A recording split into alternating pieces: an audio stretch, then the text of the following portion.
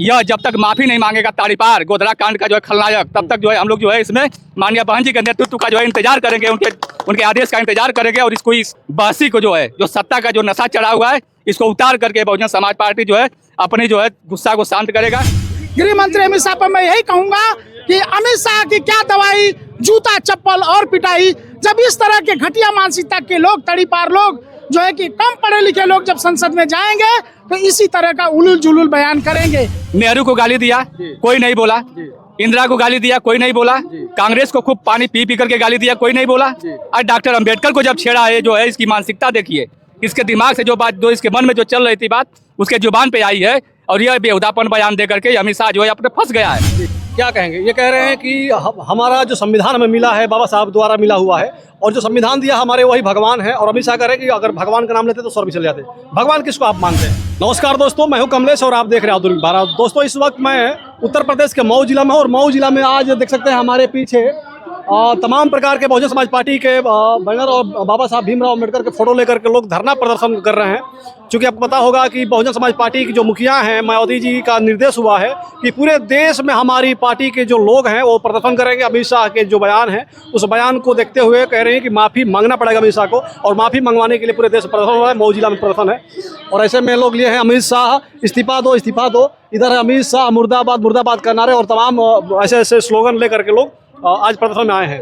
स्वागत है आपका। क्या नाम है आपका? जयप्रकाश नाम है। जयप्रकाश जी, क्या कहेंगे आज का जो प्रदर्शन हो रहा है बहुजन समाज पार्टी का और बाबा साहब भीमराव के सम्मान में, क्या कहेंगे इस पे? देखिए, अमित शाह जो गृह मंत्री हैं वो एक बहुत ही अमर्यादित भाषा का जो इस्तेमाल किया है, जो कि आज बाबा साहब के अनुयायी पूरे देश में है, पूरी दुनिया में है। और खास करके बाबा साहब के सबसे बड़े अनुयायी जो इस देश में दलित कहा जाता है, दूसरा उसका चमार कह लीजिए। यह इन लोगों को देखिए, पहले इनकी मानसिकता कहाँ से गड़बड़ हुई। यह जो है गोवलकर को मानने वाले, मनुस्मृति को मानने वाले, और यह जो है पूरी तरीके से गोडसे के समर्थक, गोडसे के अनुयायी। और आज तक ये भारतीय जनता पार्टी जो है गांधी को गाली देते देते सिहर गई, लेकिन आज तक जो है उस गांधी को मानने वाले, जो उनके नाम पे दुकान चलाने वाले, एक बार भी उनको जो है फेस करने के लिए तैयार नहीं हुए। उनके सामने कभी लड़ने के लिए आए नहीं, क्योंकि वो गोडसे को ही अपना जो है सब कुछ जन्मदाता, सब कुछ उनके कर्म, सब कुछ उन्हीं को मानते हैं। देखिए विचारधारा, नेहरू को गाली दिया, कोई नहीं बोला। इंदिरा को गाली दिया, कोई नहीं बोला।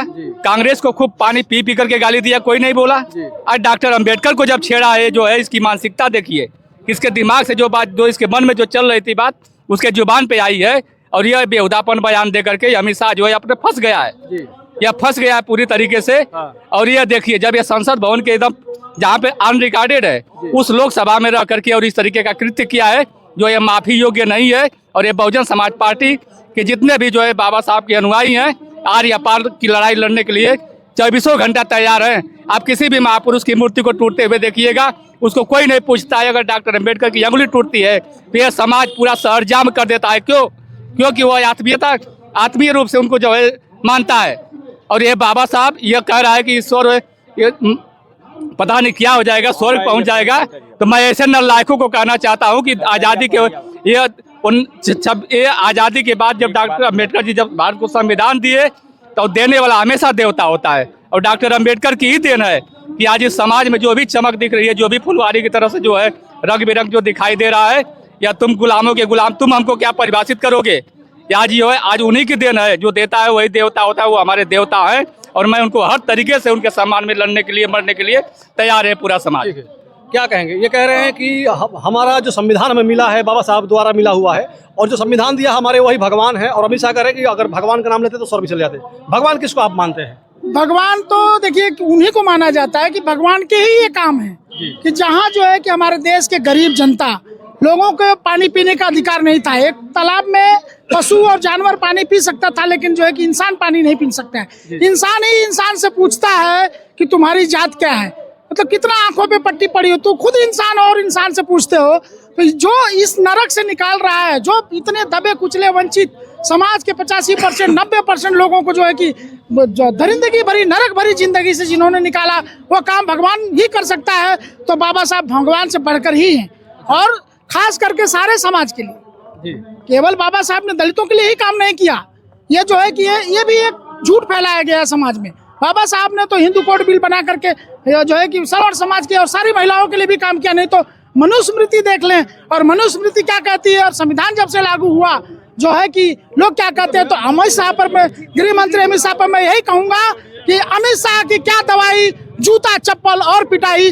जब इस तरह के घटिया मानसिकता के लोग, तड़ीपार लोग जो है कि कम पढ़े लिखे लोग जब संसद में जाएंगे तो इसी तरह का उलूल जुलूल बयान करेंगे। आज देश की देख लीजिए, पार्लियामेंट में इतने करोड़ों खर्चा करके लोगों को इनको चुन करके भेजा जाता है। किस बात के लिए?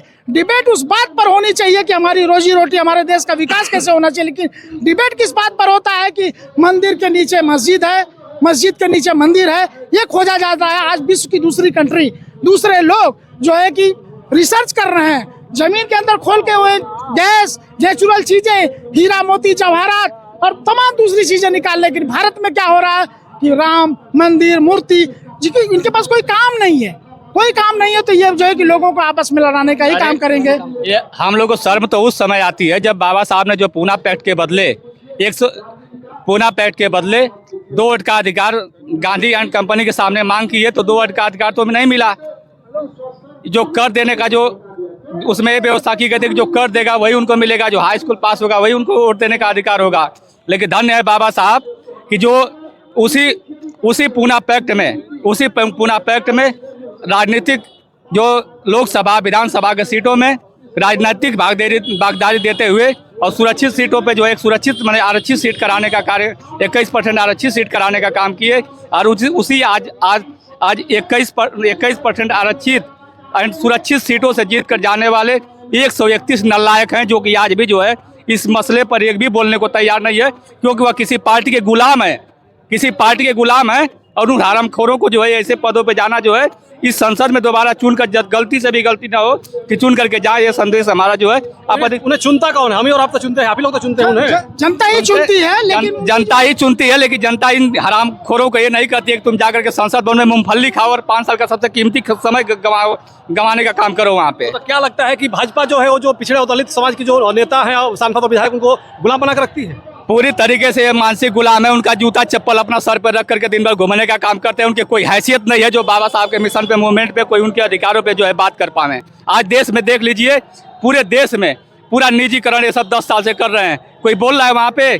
सबसे पहले जो है इस देश में सबसे बड़ी एक संस्था होती थी सेवा आयोजन कार्यालय, जो पूरे देश का जो है पूरा सर्वे कराते थे कि हमारे यहाँ बेरोजगारी दर क्या है, हमारे यहाँ के विकास दर क्या है। आप जो है ऐसे लोगों को कैसे समझा पाइएगा जिस देश में कापी किताब पे जो है GST लगाया, कोई नहीं बोला, नोटबंदी किया, कोई नहीं बोला। उसके बाद जो है आप तमाम तरीके के कानूनों में संशोधन करके ये आए दिन जो है बखेड़ा खड़ा करने का काम करता है, कोई नहीं बोलता है वहाँ पे। और आप देखिए अभी शिक्षा देख लीजिए, शिक्षा नीति जो बनाया है, एक जो है गंवार आदमी उससे बेहतर होगा उस शिक्षा नीति से। वह जो है एक जो है कक्षा 1 से लेकर के और डिग्री कॉलेज तक की आप शिक्षा घर बैठे हासिल कर लीजिए। उसमें कुछ है ये नहीं है, किसी को फेल भी नहीं करना है। ऐसी नई शिक्षा नीति बनाए हैं सर कि 1 से लेकर के 8 तक किसी को फेल नहीं करना है। और 9-10 में आप जाते हैं तो स्कूल से जो है 200 नंबर जोड़ करके उसको किसी तरीके से पास कर जाएगा। अब आइए 11th की कोई परीक्षा ही नहीं होनी है। 12th में जाइए, 12th जो है होम एग्जामिनेशन होगा, उसके बाद ग्रेजुएशन आप जो है पत्राचार की तरफ जो है पढ़ लीजिए। पास फेल तो होना ही नहीं है।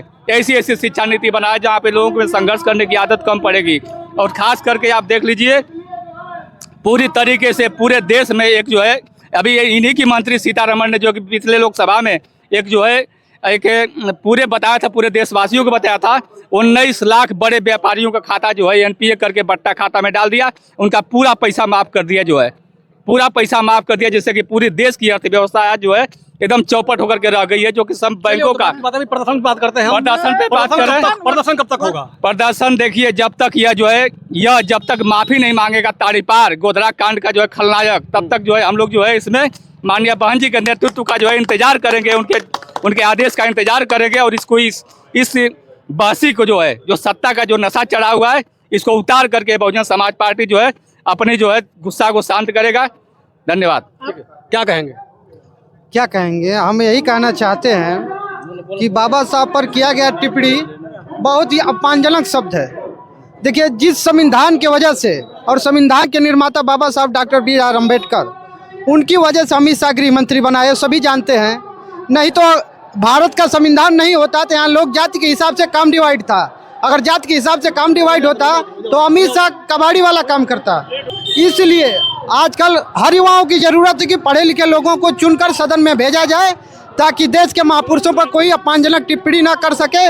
और जब तक अमित शाह इस्तीफा नहीं देता है या माफ़ी नहीं मांगता है तब तक हम यहाँ आज धरना कर रहे हैं। कल हम लखनऊ और दिल्ली जाने के लिए भी मजबूर हो जाएंगे। तो ये आपका एक प्रश्न जो था कि 80 सांसद हैं अनुसूचित जाति के SC/ST के संसद में, और वो जो भी है और जो उस पर वो लोग कुछ नहीं कर रहे हैं, तो मैं आखिरी एक आह्वान करूंगा, अमित शाह ने जो टिप्पणी किया है उस पर मेरा एक बहुजन समाज के लोगों से आह्वान करूंगा कि ये सांसद अगर आप कहीं दिखते हैं तो इनका भी जो है कि अगर ये विरोध नहीं कर रहे हैं तो इनका भी जूता चप्पल से ही दवाई होनी चाहिए, क्योंकि ये गुलाम है और वोट लेने का काम करते हैं। ठीक है, ठीक है। ये बहुजन समाज के पार्टी के लोग थे और इनका कहना है कि जो पिछड़ा और दलित समाज के जो नेता है, सांसद और विधायक बने हुए जाकर के भाजपा के तलवे चाट रहे हैं, अगर ये लोग आवाज नहीं उठाते बाबा साहब भीमराव के अम्बेडकर के अपमान पे तो इनके ऊपर भी जूता चप्पल का माला पहना करके इनका अपमान हम लोग करेंगे। आप सभी को ये वीडियो कैसी लगी कमेंट कर बताइएगा। जय हिंद, जय भारत।